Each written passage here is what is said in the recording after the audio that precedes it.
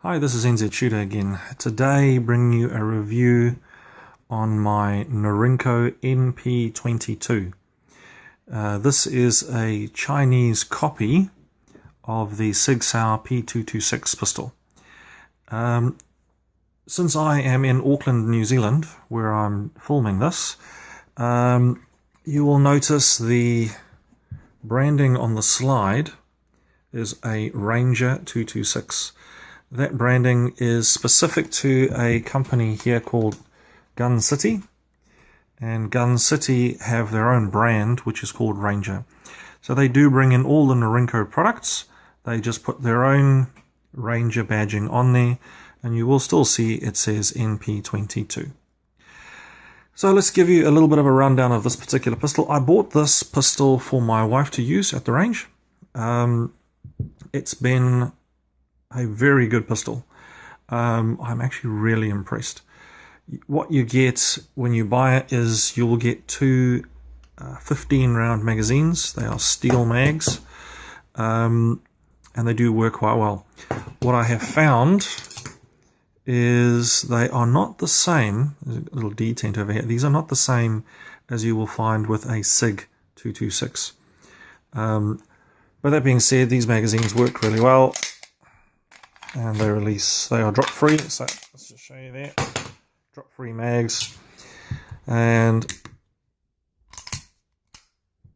so there we go, pistol is clear, there is nothing in the chamber, nothing down the mag.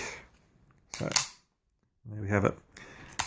Okay, so how does this differ from an original SIG 226? In a lot of ways. The first thing is the metal on this is clearly not the same as you're going to get with the SIG.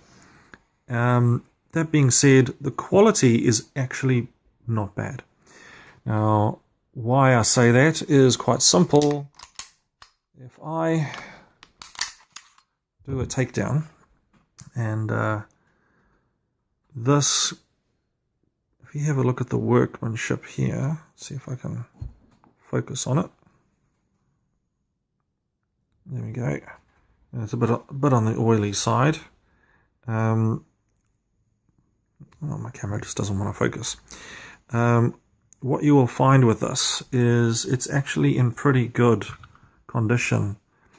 The receiver itself, so your slide is all steel, and you will notice in the slide there are some tooling marks.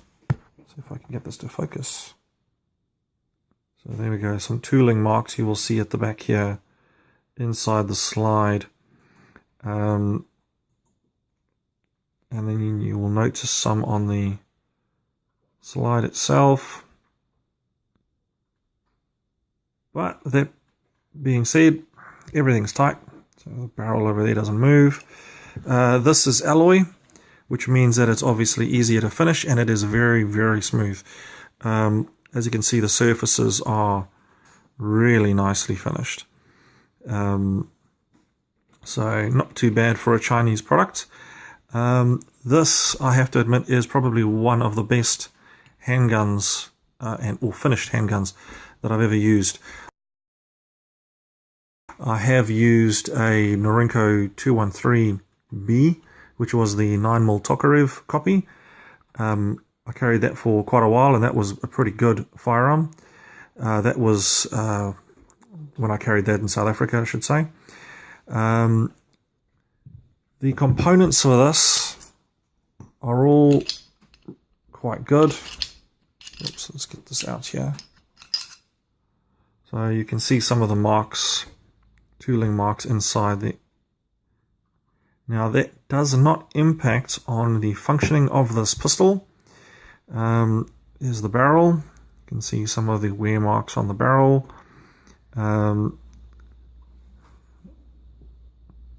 Again, this is quite still a bit on the dirty side. I have not cleaned this since taking this to the range. But I have to admit, a very, very reliable pistol. I have not, let me just think, I don't think Have I had a malfunction? Off the top of my head, I think I may have had 1 or 2 stovepipes, and that would have had to do with the ejector. Now the ejector is internal injector. It's got an internal ejector on this model, nothing on the outside there. So, but considering I have had a lot of rounds through this pistol already, you can hear there, if you can listen to that.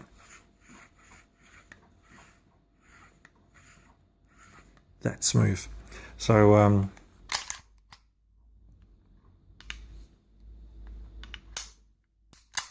helps if I push it in the right direction. So yep, so it has been very reliable. Is this something that you want to use at the range? Well, if you want a SIG 226, you can go and spend roughly 2.5 times more than this pistol and get yourself a 226. If you are new to shooting, I would recommend you buy something like this. As far as a budget pistol goes, this is incredible value. All steel, the sights are steel, everything on here is metal, obviously except the grips themselves. And if you want a 226, as a new shooter, you are not going to be able to shoot any better with a 226 versus this. So as far as I'm concerned, you would be hard pressed to do any better with a 226 than getting one of these. What you will notice, obviously, it's going to give you some wear a bit quicker than you will get on the original SIG. But that being said, it's a great pistol. It fits really nicely. If you've got big hands, yes, perfect. It doesn't have changeable grips or anything along those lines, so it's one size fits all. If you've got small hands, you're going to have a problem with this. And you're also going to want to make sure your thumb isn't too short, otherwise you can't get to your decocker. So the decocker on this is quite hard to depress. So you got your spring, and then you got to push it really hard to actually decock it. The trigger on this particular pistol is probably its biggest downfall. In double action, this trigger is crazy heavy. That is really, really heavy. And it's long to actually reset. So double action, if you're going to be using double action, you're going to have to pull this, I've found, really fast. And then you're okay. But it is heavy. If I guessed, I would probably say that's in the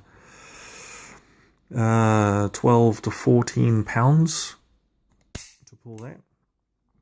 So the double action is very heavy. However, in contrast, single action has take up.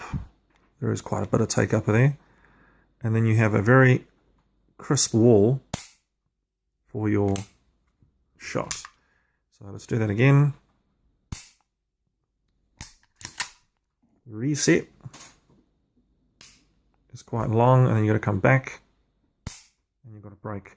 Now the brake, I would say, on this is probably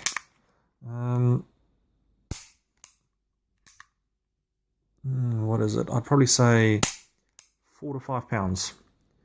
So 4 to 5 pounds in single action, about 12 to 14 pounds in double action. So the trigger in single action is very good. Double action, not so great. Yeah, what more can I tell you about the pistol? It's as far as budget pistols go, if you don't have one and you're considering getting one of these, absolutely go out and get yourself one. They are very good. So yeah, other than that, there's nothing more I can add. And I will bring another review to you later on the cousin of this particular pistol, which is the NP29, which is the 9mm version of the 1911. Okay, thank you very much.